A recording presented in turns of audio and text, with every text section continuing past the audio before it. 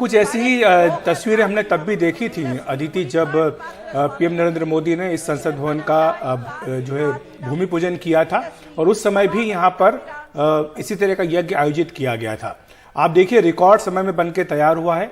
केवल 2.5 साल में इतनी बड़ी इमारत बनकर के तैयार हो गई। ये अपने आप में एक बहुत बड़ी उपलब्धि हमारे इंजीनियर्स की और हमारे जो श्रमिक हैं इसकी उनकी कही जानी चाहिए कि किस तरह से इतना बड़ा जो काम, इतनी बड़ी बिल्डिंग है, इसे समय सीमा के भीतर ही एक तरह से पूरा कर दिया गया। हालांकि ये कहा गया था सरकार की ओर से कि दिसंबर 2022 तक ये इमारत बनकर तैयार हो जाएगी, लेकिन थोड़ा वक्त जरूर लगा है। आप जानते हैं कि बीच में कोविड का भी काल रहा है 2 साल, और उस दौरान भी पीएम नरेंद्र मोदी लगातार यहाँ पर निरीक्षण करते रहे कि काम की जो प्रगति है वो किस तरह चल रही है।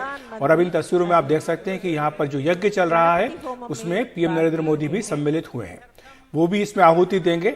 और इसी तरह का कार्यक्रम जो है वो शिलान्यास के समय भी किया गया था। और सर्वधर्म प्रार्थना सभा भी इसके बाद होगी। इसमें सभी धर्मों के जो प्रमुख हैं उन्हें आमंत्रित किया गया है।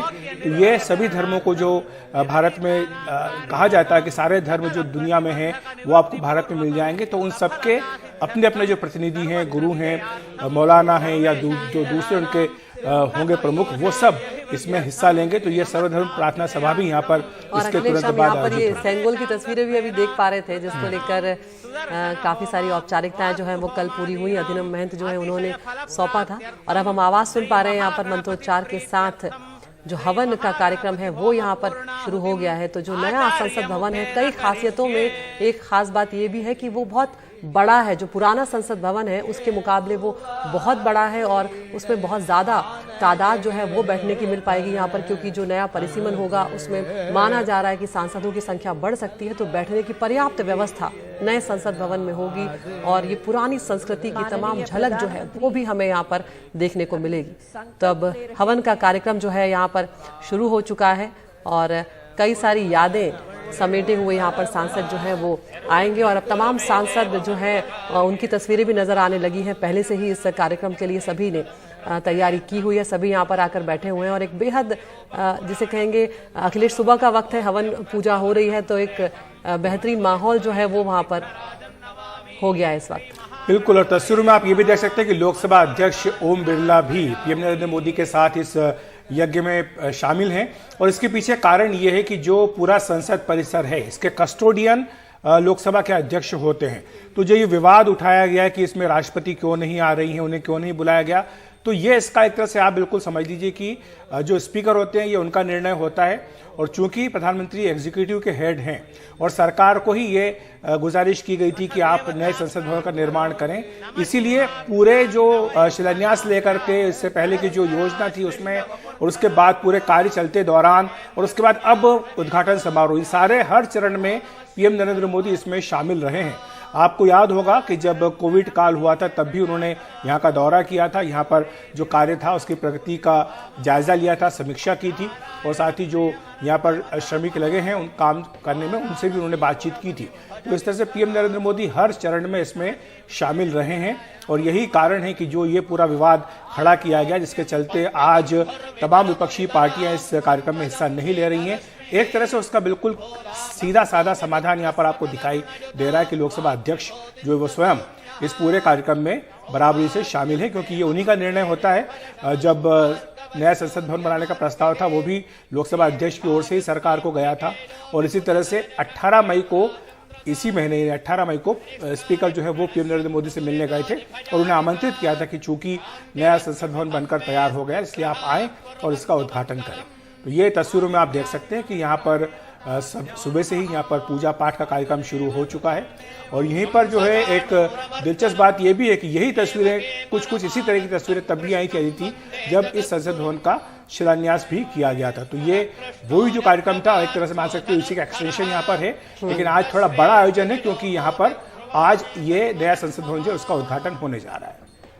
बिल्कुल। और नई संसद भवन की भव्यता जो है उसके तो कई किस्से हम लोग लगातार सुन रहे हैं और आने वाले दिनों में तस्वीरें जो हैं वो और ज़्यादा अंदर की तस्वीरें जो हैं वो सामने आएंगी। एक कई तरह की जो तस्वीरें हैं वो अभी से देखने को मिल रही, जिसमें उसकी भव्यता का अंदाज़ा कहीं ना कहीं लगता है। और इसमें ये कोशिश भी की गई कि पूरे देश का कहीं ना कहीं प्रतिनिधित्व ये नया संसद भवन जो है वो करता हुआ नजर आए। देश के अलग अलग हिस्सों से यहाँ पर कई चीज़ें जो है वो मंगवाई गई और अगर कहा जाए कि हर हिस्से से कुछ ना कुछ इस संसद भवन में लगा हुआ है। चाहे एक तरह से लोकतंत्र के मंदिर का जो निर्माण है वो एक साथ होता हुआ यहाँ पर नजर आ रहा है। तो तस्वीरें भी आप देख रहे हैं जहाँ पर हवन पूजा का कार्यक्रम हो रहा है और साथ ही साथ कुछ दिलचस्प बातें भी हम इसकी आपको बताते जा रहे हैं ताकि ये जो कार्यक्रम है इससे आप रूबरू होते रहें। तो एक तरह से हमारी जो संसद है एक भारत श्रेष्ठ भारत की सच्ची भावना जो है उसको दर्शाती हुई यहाँ पर नजर आएगी, क्योंकि ये इसलिए बहुत महत्वपूर्ण है कि जो जनता की आवाज़ है उठाने वाले प्रतिनिधि जो हैं वो यहाँ पर पहुँचते हैं।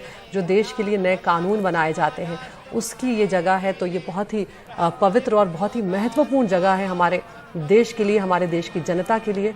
और इसीलिए आज जब नए भवन का उद्घाटन हो रहा है तो ये अपने आप में बेहद खास है।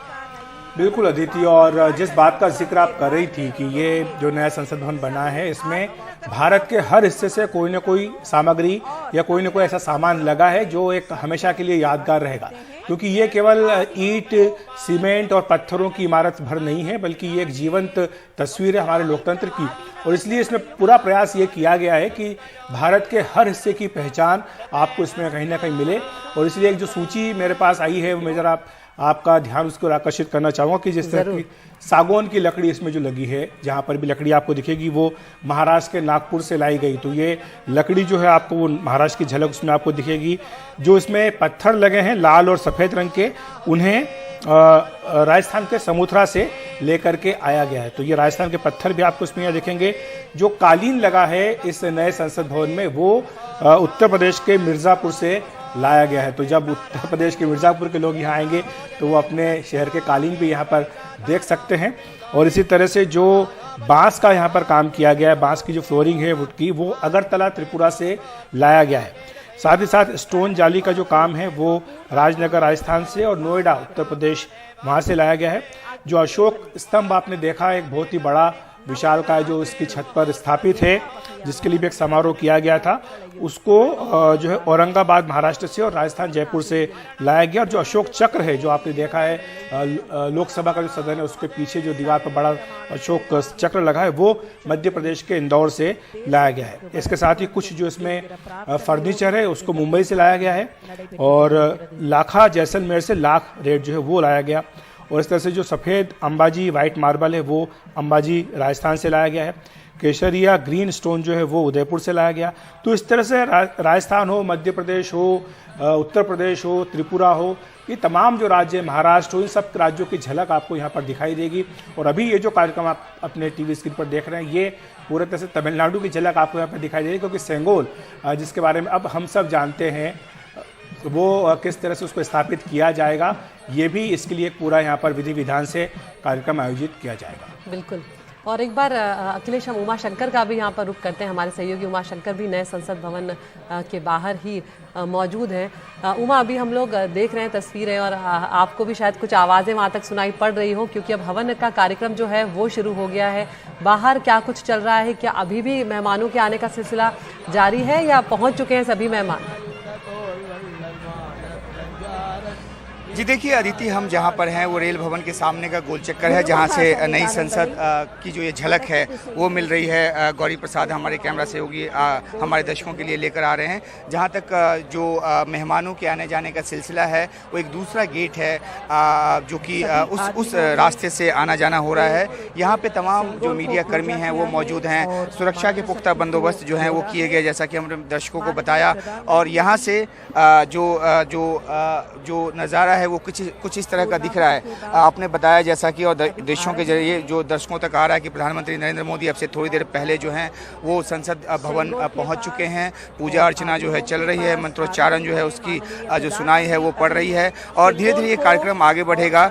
और ये तकरीबन 3 घंटे का कार्यक्रम है जिसकी विस्तृत जानकारी हम अपने दर्शकों को दे रहे हैं। तो ये उद्घाटन की जो तारीख है, आज की तारीख जो कि एक ख़ास दिन है, आज एक ऐतिहासिक दिन है भारत के लिए। नई संसद मिल रही है और संसद को बनाने के पीछे की जो सोच है वो मैं आपको रोकूंगा क्योंकि जो तस्वीर आ रही है इनके बारे में दर्शकों को बताना बेहद जरूरी है। पीएम नरेंद्र मोदी साष्टांग दंडवत कर रहे हैं। ये एक बहुत ही ऐतिहासिक तस्वीर आप देख सकते हैं। कुछ तस्वीर वैसी ही हमें याद दिला रही है जब पीएम बनने के बाद जब वो संसद भवन में पहली बार आए थे और उन्होंने सिर झुका करके अपना जो है अभिवादन किया था संसद भवन का, और कुछ वैसा ही दृश्य जो सेंगोल है पवित्र राजदंड उसका उन्होंने साष्टांग दंडवत किया है पीएम नरेंद्र मोदी ने। ये तस्वीरें वाकई हमेशा याद रखने वाली तस्वीरें होंगी अदिति। बिल्कुल। और ये वही सेंगोल जो वहां से लाया गया है खास तौर से और कल भी पीएम नरेंद्र मोदी को समर्पित किया गया था। और ये वही ऐतिहासिक सेंगोल है जो कि 14 अगस्त 1947 को लॉर्ड माउंटबेटन के हाथों से लेकर भारत के पहले प्रधानमंत्री पंडित जवाहरलाल नेहरू को दिया गया था, जो कि सत्ता हस्तांतरण का प्रतीक है। तो ये सेंगोल की तस्वीरें आप देख सकते हैं जो कि पीएम नरेंद्र मोदी को सौंपा गया है। और इसमें सत्ता हस्तांतरण का भाव नहीं है दीदी, इसमें भाव ये है कि सेंगोल आपको एक जिम्मेदारी देता है कि आपको जो दायित्व दिया गया है उसका निर्वहन आपको करना है, क्योंकि सत्ता का हस्तांतरण तो 14 अगस्त 1947 को हो चुका है। लेकिन अब इसको वहां पर लोकसभा के सदन में स्थापित करने का तात्पर्य यह कि एक तो ये जो भारत की परंपरा रही है, ऐतिहासिक परंपरा रही है चोल साम्राज्य की, उसको जनमानस में स्थापित करना, उसको पुनर्जीवित करना, उसके बारे में लोगों को बताना, नई पीढ़ियों को बताना जिन्हें इसके बारे में जानकारी नहीं है। और जो इसके पीछे का भाव है सेंगोल के पीछे का, वो भी एक सभी जो हमारे प्रतिनिधि हैं, जनसेवक हैं, उन तक पहुंचाना कि ये आपको एक दायित्व मिला है जनसेवा का, ये आपकी जिम्मेदारी है और इसको आपको बखूबी निभाना है। बिल्कुल। और सेंगोल है भी अपने आप में काफी खूबसूरत और उसकी तस्वीरें जब नजदीक से देखने को मिल रही हैं तो उसमें ऊपर नंदी बने हुए नजर आ रहे हैं अखिलेश यहाँ पर, और सेंगोल के साथ जो न्याय का एक तरह से प्रतीक माने जाते हैं यहाँ पर। और सभी महंत जो है वो यहाँ पर जरूर, जैसे ही प्रधानमंत्री को सेंगोल सौंपा गया वहां पर वो तुरंत आए, उन्होंने एक बार फिर से प्रधानमंत्री के हाथों में वो सौंपा है सेंगोल। और प्रधानमंत्री सबका यहाँ पर अभिवादन कर रहे हैं, सभी महंतों का उनसे आशीर्वाद एक तरह से ले रहे हैं यहाँ पर। और ये जो सेंगोल है मैं आपको बताना चाहता हूं कि इसके बारे में क्या कहा गया है। इसमें कहा गया कि न्याय के प्रेक्षक के रूप में अपनी अटल दृष्टि के साथ देखते हुए हाथ से उत्कीर्ण नंदी इसके शीर्ष पर विराजमान है। और सबसे महत्वपूर्ण बात यह कि सेंगोल को ग्रहण करने वाले व्यक्ति को न्यायपूर्ण और निष्पक्ष रूप से शासन करने का आदेश, जिसको कि तमिल में आणई कहते हैं, वह दिया जाता है। और यह बात सबसे अधिक ध्यान खींचने वाली है कि लोगों की सेवा करने के लिए चुने गए लोगों को इसे कभी नहीं भूलना चाहिए। तो ये सेंगोल के पीछे एक बड़ा संदेश है कि तमिलनाडु में जो परंपरा कई दशकों तक, कई शताब्दियों तक चलती रही, आखिर क्यों विलुप्त हो गई और सेंगोल के बारे में अब जाकर जानकारी क्यों मिली, ये भी एक ऐसी बात है जो अब इस पूरे कार्यक्रम के जरिए अब लोगों तक पहुंच रही है कि सेंगोल क्या है, इसका महत्व क्या है और ये क्या दायित्व जन सेवकों को देता है। तो एक एक करके आप इन तमाम बातों को देख सकते हैं कि किस तरह से सेंगोल को लेकर के एक जो नई उत्सुकता लोगों में आई है, ये भी अपने आप में बहुत महत्वपूर्ण है। तो हाथों में सेंगोल लिए पीएम नरेंद्र मोदी अब अभिवादन करते हुए ये जो दायित्व उन्हें दिया है वहाँ के तमिलनाडु से आए पंडितों ने, उनको वो अब उस तरह से निभाने की कोशिश करेंगे। और आपको बताएं कि चांदी का सेंगोल है, सोने की इस पर परत है, ऊपर नंदी विराजमान है, ये करीब 5 फीट लंबा है। और सेंगोल शब्द जो है वो तमिल शब्द सेमई से लिया गया है। इसका अर्थ ही अपने आप में नीति परायणता है। तो यानी नीति के जो रास्ते पर चलना है आपको, वही ये संदेश आपको देता है। तो ये सेंगोल की अपनी एक महत्व है। और जो पुरोहित आए हैं अधिनम तमिलनाडु के प्रमुख धार्मिक मठ के, उनका आशीर्वाद इसको मिला है। कल भी इन पुरोहितों ने पीएम नरेंद्र मोदी से 7 लोक कल्याण मार्ग पर भेंट की थी और आज भी सुबह से इसी कार्यक्रम में वे मौजूद हैं।